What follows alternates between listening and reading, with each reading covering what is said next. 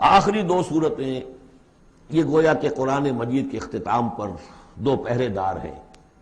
یہ دو صورتیں ہیں کہ جو اصل میں مدنی صورتیں ہیں، نازل ہوئی ہیں مدینہ منورہ میں،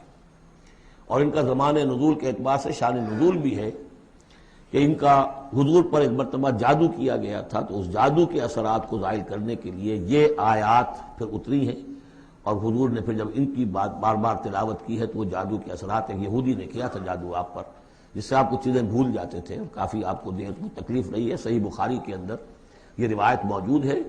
ہمارے جدید کچھ نیشنلسٹ ہیں اور جو خاص طور پر منکرین حدیث ہیں، وہ سمجھتے ہیں کہ اس میں تو توہین ہے رسول کی، کہ جادو کا اثر ہو سکتا ہے۔ رسول بھی اس اعتبار سے بشر ہوتے تھے، تلوار کا اگر کاری زخم پڑا ہے تو خون نکلا ہے، اور خون نکل گیا ہے تو زوفتاری ہوا ہے، زوفتاری ہوا تو بے ہوشی بھی ہوئی ہے۔ یعنی یہ جسم جو ہے ان کا، اس کے اعتبار سے جو بھی بخار آپ کو چڑھا ہے، بخار میں تکلیف ہوئی ہے، عالم نزع میں نہایت شدید تکلیف ہوئی ہے، تو اس حوالے سے یہ نہ سمجھیے کہ وہ بشریت کے جو لوازم ہے وہ ختم ہو جاتے ہیں، لیکن اللہ تعالیٰ کی طرف سے انہیں ایک مقام ملا ہے، ایک عصمت ملی ہے، ایک بزرگی ہے، وہ اپنی جگہ پر ہے۔ تو جادو کا وہ واقعہ بالکل صحیح ہے جو ہوا ہے، لیکن اس کے لیے اب یہ دو صورتیں ہیں، اور یہاں خاص طور پر نوٹ کر لیجئے کہ یہ معوذتین، یہ ایک صورت بھی ہو سکتی تھی، لیکن قرآن حکیم میں جو عام مزاج ہے کہ صورتیں جوڑوں جوڑوں کی شکل میں ہے، تو دو حصوں میں تقسیم کر دیا۔ اور اس کی تقسیم کیا ہے؟ ایک وہ چیزیں ہیں جو انسان پر باہر سے حملہ آور ہوتی ہیں، اور ایک چیز وہ ہے جو انسان کے اپنے اندر سے حملہ آور ہوتی ہے۔ ان دونوں کو دو علیحدہ چیزوں میں رکھ کر اور سکھایا گیا ہمیں کہ تم ہمیشہ اللہ کی پناہ طلب کرتے رہا کرو ان چیزوں کے اثرات سے، ان چیزوں کے اثرات بد سے اپنے آپ کو بچانے کے لیے۔ بسم اللہ الرحمن الرحیم، قل اعوذ برب الفلق، کہو کہ میں پناہ میں آ گیا صبح کے رب کی۔ فلق، فلق ویسے تو یہ لفظ ہم پڑھ چکے ہیں سورہ انعام میں، فالق الاصباح، رات کی تاریکی کا پردہ پھٹتا ہے اور سپیدہ سحر نمودار ہوتا ہے، یا گٹھلی، فالق الحب والنوائب،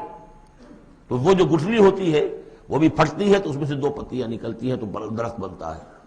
اس اعتبار سے فلق سے مراد یہاں صرف صبح نہیں ہے، بلکہ جو اگلی صورت میں آ رہا ما خلق، جو بھی کچھ اس کائنات میں اس نے پیدا کیا ہے، در حقیقت وہ عدم کا پردہ چاک کر کے اس کو وجود بخشا ہے۔ عدم سے، عدم محض سے، کریشن ایکس نہیلو، بغیر کسی شے کے کسی شے کو بنانا۔ تو قل اعوذ برب الفلق من شر ما خلق، میں پناہ میں آتا ہوں اس کی تمام مخلوقات کی پناہ سے۔ اب آپ غور کیجئے، مخلوق ظاہر بات ہے خالق کی طرح کامل تو نہیں ہو سکتی، مخلوق کے اندر کوئی نہ کوئی پہلو جو ہے وہ کمی کا، تقصیر کا، نقص کا رہ جائے گا۔ تو گویا کہ ہر مخلوق میں شر کا پوٹینشل ایلیمنٹ موجود ہے۔ یہ دوسری بات ہے کہ اللہ تعالیٰ کسی کو سہارا دے دے، کسی کو تو اپنی طرف سے عصمت عطا کر دے، اپنی طرف سے خصوصی پروٹیکشن عطا کر دے، پوٹینشلی خلق جو ہے وہ گویا کہ مستلزم ہے، اس کے ساتھ شر کے اندر کا پہلو موجود ہوگا۔ قل اعوذ برب الفلق من شر ما خلق، یعنی وہ شر جو ہے خود اپنی جگہ پر کوئی علیحدہ مستقل وجود رکھنے والی شے نہیں ہے، بلکہ وہ شر جو ہے خلق کے اندر جو کمی کا پہلو ہے۔ جیسے ہم نے انسانوں کے بارے میں پڑھا، خلق الانسان من عجل، انسان کی سرشت میں جلد بازی ہے۔ خلق الانسان ضعیفا، انسان کمزور پیدا کیا گیا ہے۔ وہ جو اس کا ہے، جو اس کا فطرت والا پہلو ہے، جو روحانی پہلو ہے، وہ تو ہے انا خلقنا الانسان فی احسن تقویم، لیکن جو یہ حیوانی پہلو ہے اس کا جو مادی وجود ہے، اس میں تو ذوق بھی ہے۔ ان الانسان خلق ہلوعا اذا مسہ الشر جزوعا واذا مسہ الخیر منوعا، یہ تمام چیزیں جو ذہن میں رکھیے۔ قل اعوذ برب الفلق من شر ما خلق، جو بھی مخلوقات ہیں ان میں سے جو بھی شر کا پہلو ہے، میں اس سے اے پروردگار تیری پناہ میں آتا ہوں۔ ومن شر غاسق اذا وقب، خاص طور پر یہ رات کو ڈھانپ لینے والی جو ہے رات، اندھیرا، یہ ظاہر بات ہے اسی پھر رات کے پردے میں چوری بھی ہے، ڈاکہ بھی ہے، اسی میں پھر غول بیابانی جو ہے، شیاطین جن ہیں ان کا بھی جو حرکتیں ہوتی ہیں، پھر یہ ساری چیزیں جو ہے اسی کے سلسلے من شر غاسق اذا وقب، سانپ بچھو وغیرہ بھی اسی وقت نکلتے ہیں۔ ومن شر النفاثات فی العقد، اور جو عورتیں گانٹھیں باندھ کر پھونکے مارتی ہیں، یہ جو بھی ٹونے ٹوٹکے ہوتے ہیں اور اس کی وجہ سے لوگوں کو نقصان پہنچایا جاتا ہے، گویا کہ یہ بھی اس کے اندر بھی کوئی حقیقت ہے، یہ سفلی عملیات بھی ہیں، ان کے بھی اثرات ہیں۔ جیسے کہ ہم جانتے ہیں کہ جادو جو ہے حق ہے، برحق ہے، اگرچہ کفر ہے، شراب کی تاثیر ہے لیکن حرام ہے، کچھ نہ کچھ حقیقت ان لکیروں میں بھی ہے، لیکن ہمیں روک دیا گیا کہ ان کے چکر میں مت پڑو۔ یہ جو منجمی ہے، نجوم کی حرکت، اس میں بھی کچھ نہ کچھ حقیقت ہے لیکن روک دیا گیا۔ تو کسی چیز کا ہونا بالفعل یہ اور شے ہے، لیکن اس کا جائز ہونا یہ اور شے ہے۔ تو بالفعل یہ عملیات ہیں، جیسے اچھے اعمال ہیں اور ان کو جو ہے کوئی اچھے اوراد ہیں، اچھے وظائف ہیں، تو ان کے کچھ اثرات جو ہیں اچھے ہو سکتے ہیں۔ اسی طریقے سے اس قسم کی چیزوں میں جادو کے جو کلمات ہوتے ہیں ان کی بھی تاثیر ہے، اور وہ جو عورتیں جو ہے وہ جادو کرتے ہوئے، جس کو ہم کہتے ہیں کہ وہ تعویذ گنڈا وغیرہ جو ہوتا ہے، پھر وہ اس میں پھونکے مارتی ہیں، تو اللہ تعالیٰ سے میں ان کے شر سے بھی پناہ چاہتا ہوں۔ وَمِن شَرِّ حَاسِدٍ إِذَا حَسَدَ،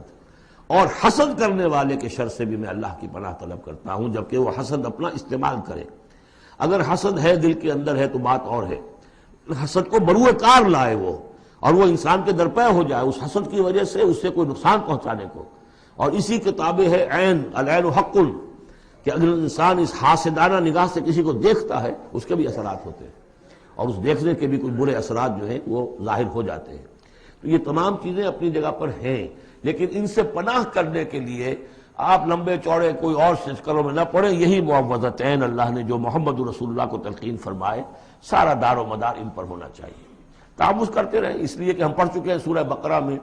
کہ حضرت سلیمان کے زمانے میں جنات جو تھے انہوں نے یہ سارے کام شروع کیے تھے، اور لوگ ان سے سیکھتے تھے جادو ٹونا، اور آج بھی نقش سلیمانی کے نام سے بکتے ہیں اس قسم کے جو بھی تعویذات ہوتے ہیں، اور وہ ایک دھندا بنا ہوا ہے۔